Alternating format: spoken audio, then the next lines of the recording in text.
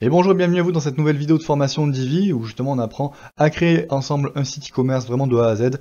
Donc dans la vidéo précédente on avait vu justement comment remplacer donc du coup le panier pour avoir justement un petit peu plus d'informations.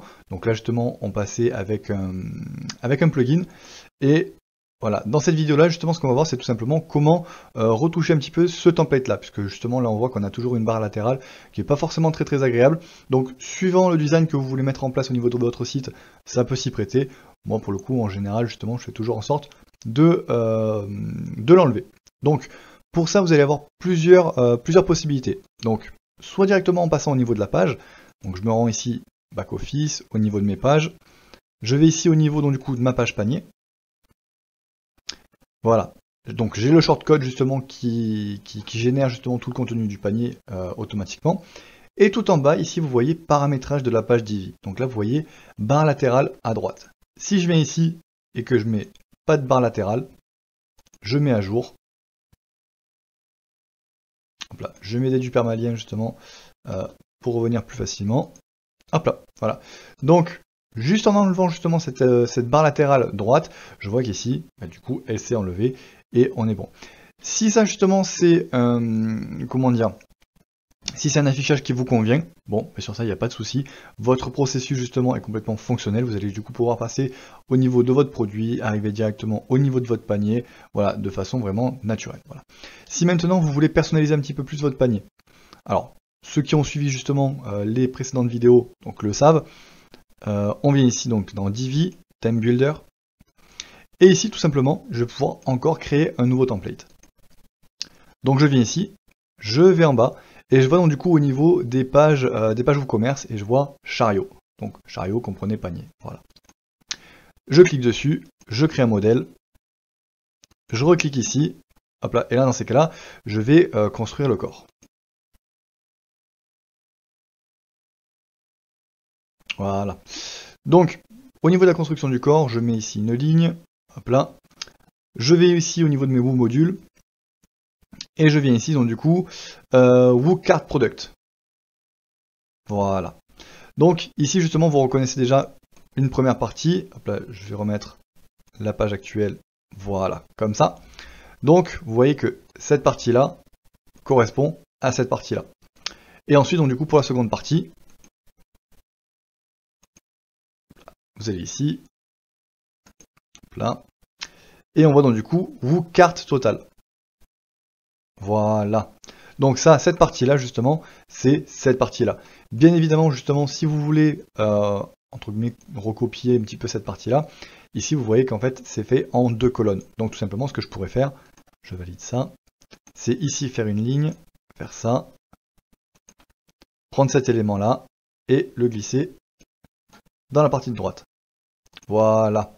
Donc là, bien entendu, si vous voulez ici mettre justement un bandeau, par exemple un bandeau de couleur, une image, une illustration ici.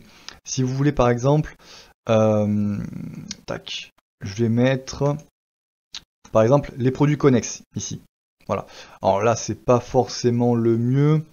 Alors, ce que je peux faire, ce que je peux faire, je vais me faire ici, je vais rajouter une ligne.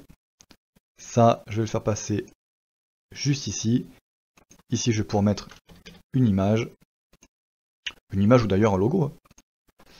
Hop là. Je vais mettre mon logo ici.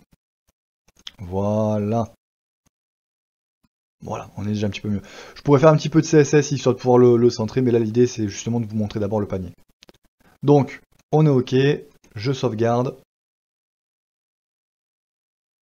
Voilà. Je quitte mon layers.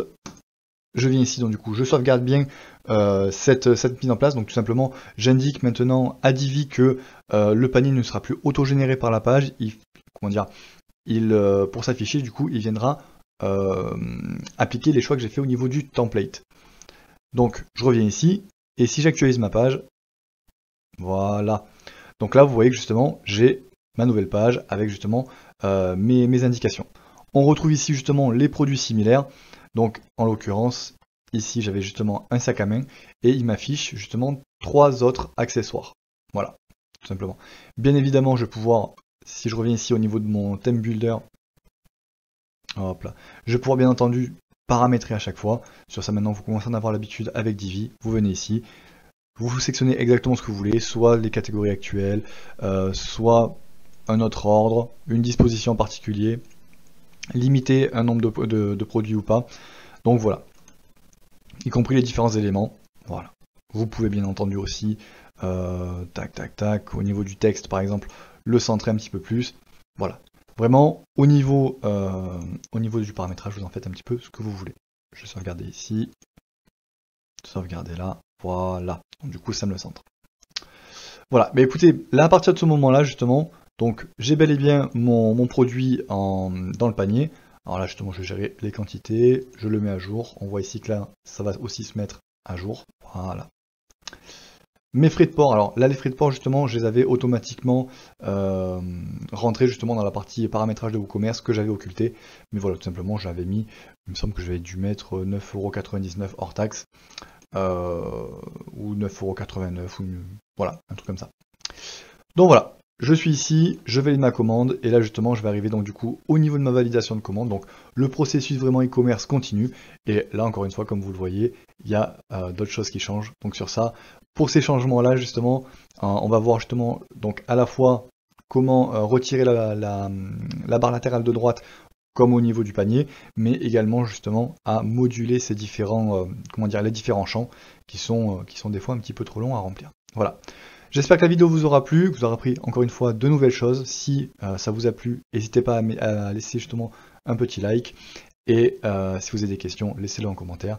Et justement, pour toute la suite du processus, je vous donne rendez-vous dans les prochaines vidéos. A de suite!